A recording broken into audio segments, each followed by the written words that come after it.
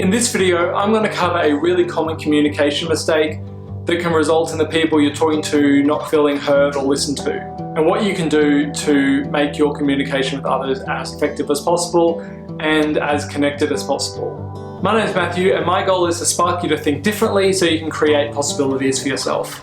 And this is something that has helped me spark possibilities for myself with people that are important to me. Let's get right into it. The big mistake that I see over and over again with people in conversation is that people are waiting to speak or waiting for their turn to get their little 2 cents in, as opposed to actually listening to the other person. And the reason I noticed this originally is because I noticed that I was doing it. I noticed that I was focusing on what I was going to say next or what story I could contribute instead of actually listening to the other person. And this is actually quite a big deal because a lot of the time the purpose of conversations with friends and that kind of thing is around connection. I'm really not fulfilling that purpose of connection if I am doing my own internal dialogue while they're speaking.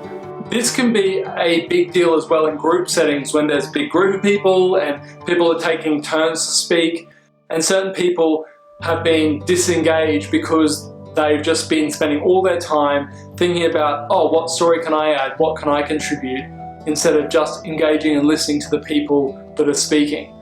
And this doesn't by any stretch of the imagination mean that you should disengage and not participate, but it's more when you are speaking, just do the speaking and do that the best that you can, and when you're listening, just listen. One of the big concerns I had when I started to focus on listening more was that I was worried that I wasn't going to have enough to say and there'd be all these awkward silences. So someone would finish their sentence and then there'd be this long, awkward silence where I wouldn't have anything to say. And I can honestly say I have never run out of things to say. I've always got things to say, I've always got things to add, and I can always jump in with a moment's notice. And preparing to say stuff is not actually where I add my value. My value is in my immediate response and what I can say, and being spontaneous as well with my response. Now, this doesn't mean that I shouldn't plan conversations if it's a negotiation or I want to get something in particular. I might need to consider what I need to say in order to get the outcome I'm looking for. But I'm talking about in most conversations with most people I care about, it's not in the responses that matters. It's in the listening, it's in the shared relationship that's going on in the conversation.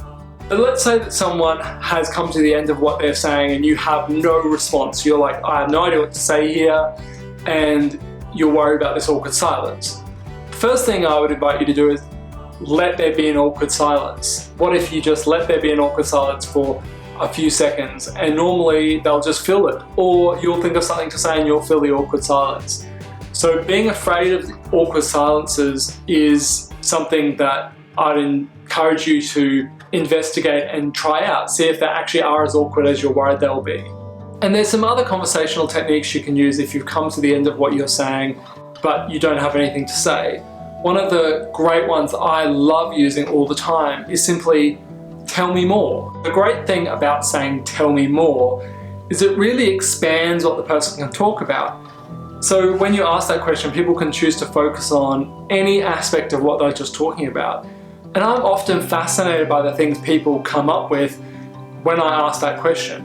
And the other thing you can do when someone has finished speaking is you can paraphrase what they've said, or you can summarize what they've said and say it back to them. And what you're looking for is someone to go, that's right, like really agree with you that you've heard them.